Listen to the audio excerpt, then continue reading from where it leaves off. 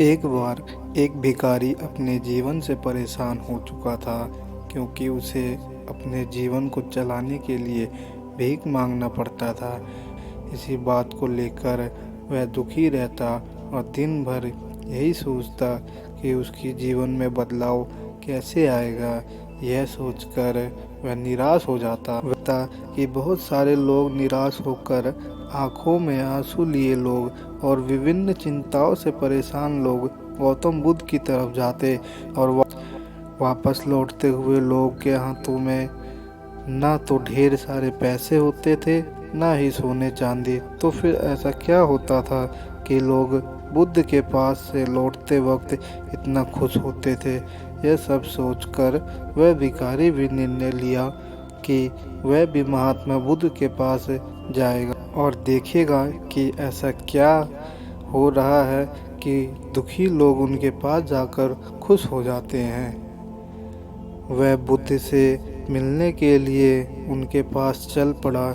जहाँ बुद्ध मौजूद थे वहाँ बहुत लंबी कतार लगी हुई थी, तो वह भिखारी भी कतार में लग गया। कतार में लगकर वह अपनी बारी का इंतज़ार करने लगा।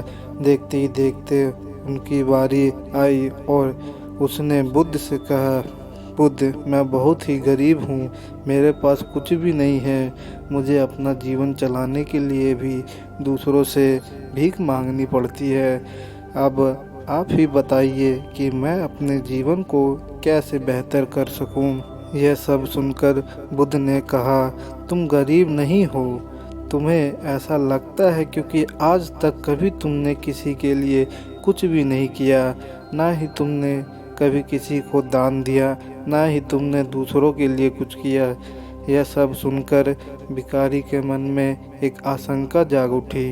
अपनी आशंका को दूर करने के लिए भिखारी ने पूछा, मैं तो एक साधारण सा भिखारी हूँ, मैं लोगों को दान कैसे दे सकता हूँ और कैसे लोगों की सहायता कर सकता हूँ। मुझे तो खुद अपना जीवन चलाने के लिए दूसरों से मांगना पड़ता है। यह सब सुनने के बाद गौतम बुद्ध थोड़ी देर चुप रहे और फिर उसे बोले, तुम्हारे पास हाथ है जिससे तुम लोगों की सेवा में लगा सकते हो, दूसरों का भला कर सकते हो। इसके अलावा तुम्हारे पास मुंह है जिससे तुम लोगों से अच्छी अच्छी बातें कर सकते हो और दूसरों का हौसला बढ़ा सकते हो। यह सब करके भी तुम दूसरों की सहायता कर सकते हो। ज़रूरी नहीं कि दान सिर्फ पैसों से किया जाएगा। हम चाहे तो हम शिक्षा का भी दान कर सकते हैं, चाहे तो अन्न का भी दान कर सकते हैं। ऊपर वाले ने अगर किसी को अच्छा शरीर दिया है तो वह गरीब नहीं है, वह बस दिमाग से गरीब है। तो इस विचार से हटकर दूसरे की सेवा में लगाना चाहिए। बुद्ध की यह सब बातें सुन लेने के बाद वह भिखारी बहुत ही ज़्यादा खुश हो गया और उसका मन अब संतुष्ट था। तो दोस्तों, मोरल ऑफ द स्टोरी क्या कहता है हमें? हम सब इस बात की चिंता में समय बर्बाद करते हैं कि हम गरीब हैं, लेकिन ये सत्य नहीं।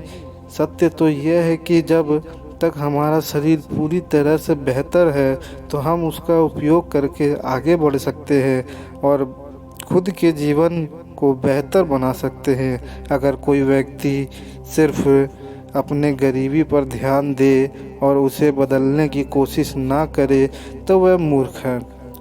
इसके अलावा हमें इस कहानी से यह भी सीख मिलती है कि दान सिर्फ धन का ही नहीं, शिक्षा, भोजन, अच्छे विचार का भी किया जाना ज़रूरी है।